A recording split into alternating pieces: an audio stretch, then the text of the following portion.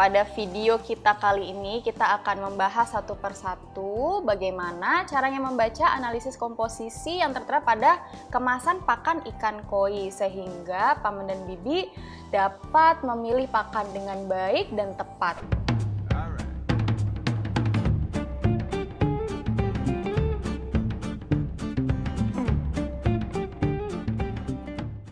Paman dan Bibi, para pecinta dan peminat koi, perkenalkan nama saya Dr. Hewan Citan. Saya adalah veteriner dari tim Keko yang mengkhususkan diri dalam nutrisi ikan koi. Kita akan ambil contoh pakan yang mereknya Gainen, tipenya Well Grow. Kita bahas satu persatu analisis komposisi yang tertera pada pakan Gainen ini. Walaupun sebenarnya nggak semua pakan ikan koi yang beredar itu mencantumkan analisis komposisi sih. Ya, kalau yang seperti itu memang kita nggak bisa bahas di video kali ini. Jadi kita coba bahas pakan-pakan ikan yang memang sudah jelas menuliskan analisis komposisi di kemasannya. Sebenarnya analisis komposisi yang tertera di pakan ikan itu memang banyak banget. Jadi kalau misalnya Paman dan Bibi bisa lihat, itu pasti tertera banyak sekali analisis komposisi yang ada pada pakan ikan.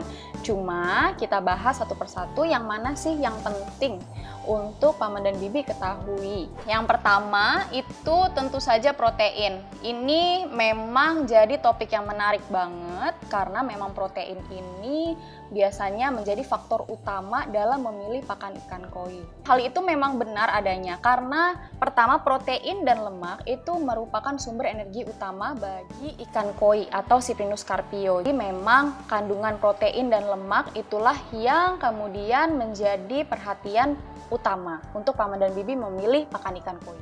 Untuk protein sendiri, jadi fungsinya itu sebenarnya banyak untuk ikan koi. Jadi dia itu nanti akan diubah menjadi energi, kemudian menjadi fungsi-fungsi vital.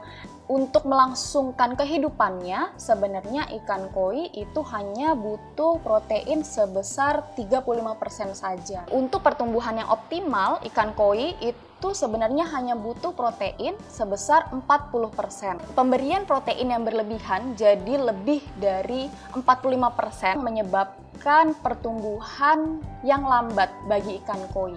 Karena ikan koi ini justru malah sibuk mencerna protein itu diubah menjadi energi kemudian dibuang dibandingkan untuk dideposisikan dalam otot sehingga pertumbuhannya memang menjadi lebih lambat.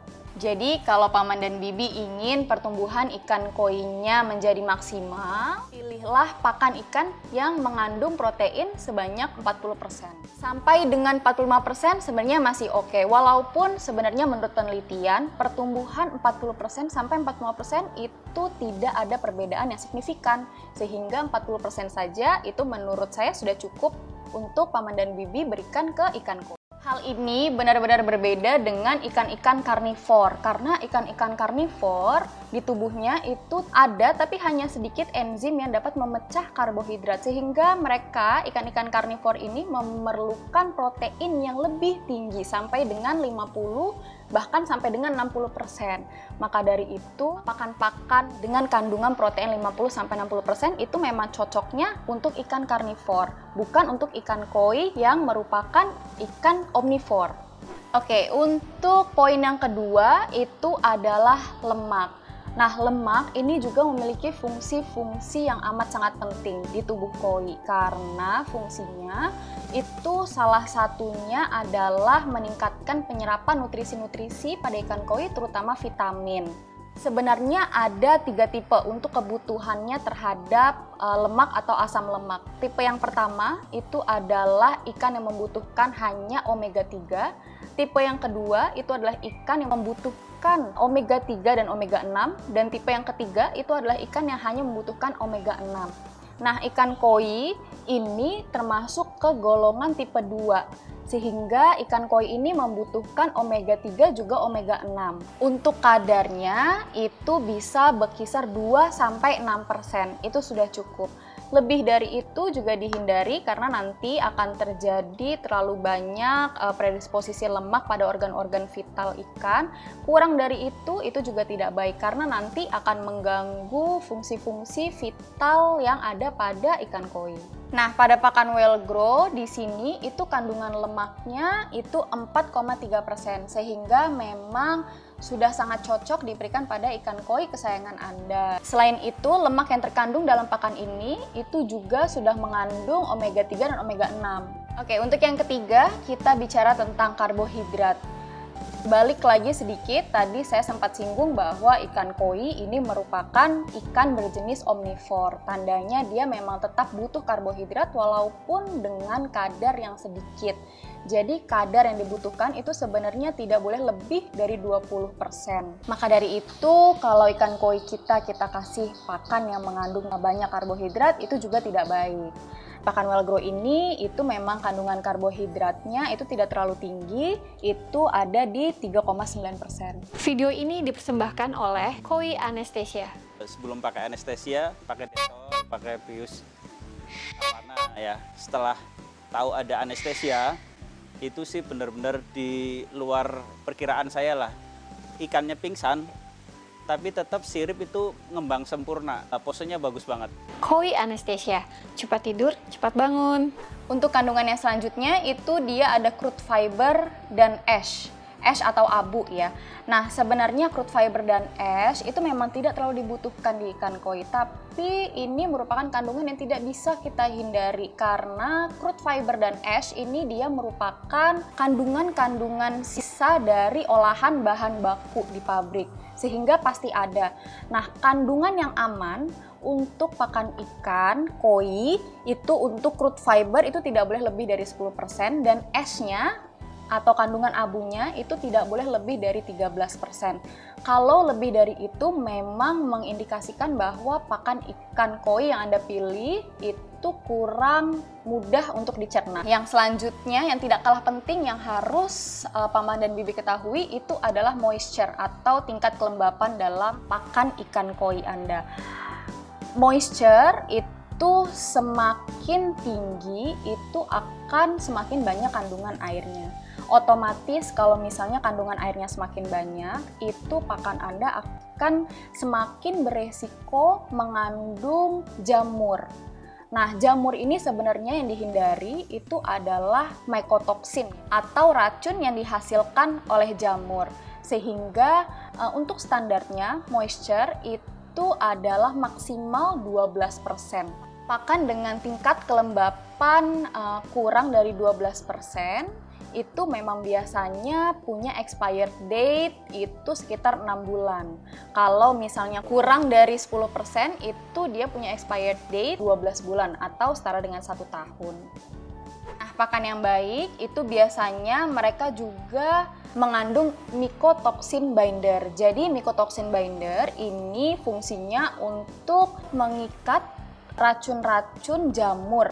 Bahan baku yang akan diolah menjadi pakan itu kemungkinan, tidak semua ya, kemungkinan itu bisa mengandung jamur dan lain sebagainya yang nantinya akan berbahaya untuk ikan koi. Makanya ditambahkan mycotoxin binder supaya apabila bahan bakunya tadi mengandung jamur-jamur yang berbahaya untuk ikan koi, itu kemudian menjadi tidak berbahaya. Yang tidak kalah penting sebenarnya itu adalah zat aditif yang ditambahkan ke pakan ikan koi Anda untuk meningkatkan penyerapan, pencernaan ikan koi. Salah satunya itu adalah probiotik. Probiotik itu sebenarnya bisa mengandung bakteri, bisa juga mengandung jamur atau yeast atau ragi.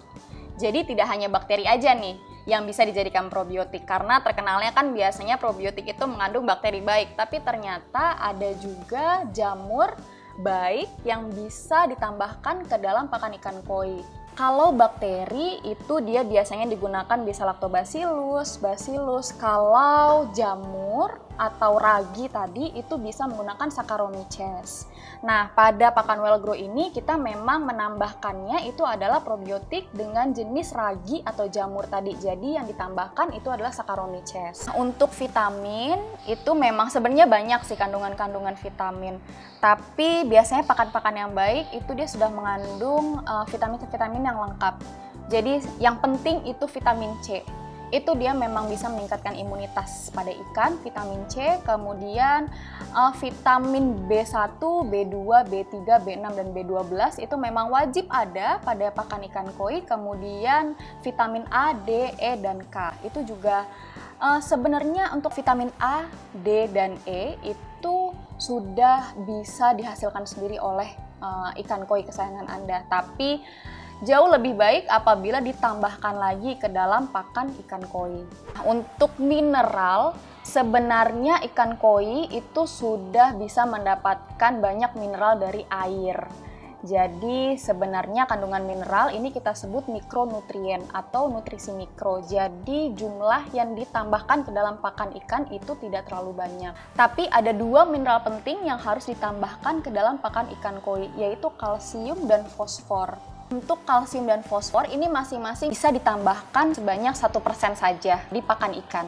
Paman dan Bibi ini pasti sudah banyak yang mengenal maggot. Apa sih sebenarnya maggot ini? Jadi maggot ini adalah black shoulder fly larva atau BSFL.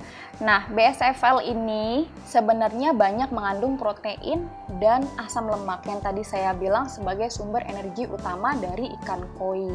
Kandungan yang bagus untuk ikan koi dari BSFL oil ini adalah asam lemaknya. Jadi menarik sekali, asam lemaknya itu dia sudah mengandung omega 3 dan omega 6 yang tadi saya sempat bahas. Jadi kandungan asam lemaknya itu sudah lengkap sehingga dapat membantu penyerapan nutrisi pada ikan koi Anda. Nah, pada pakan well grow ini itu memang sudah ditambahkan BSFL oil dengan porsi yang pas sehingga kandungan asam lemaknya itu juga sudah pas dan tidak terlalu banyak protein karena yang kita tambahkan itu memang sudah dalam bentuk ekstrak atau minyaknya, bukan dalam bentuk live feed atau tepung.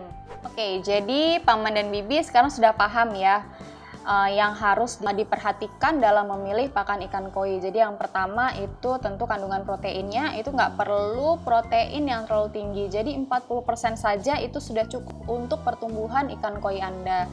Kemudian setelah protein itu tadi yang kedua ada lemak atau asam lemak. Tidak hanya kandungannya sebenarnya yang kita perhatikan, tapi juga jenis asam lemaknya apa. Jadi harus pastikan tadi asam lemaknya itu mengandung omega 3 dan omega 6 dengan kandungan dia tidak lebih dari 6%. Kemudian karbohidrat juga tidak perlu memilih pakan ikan dengan kandungan karbohidrat yang terlalu tinggi.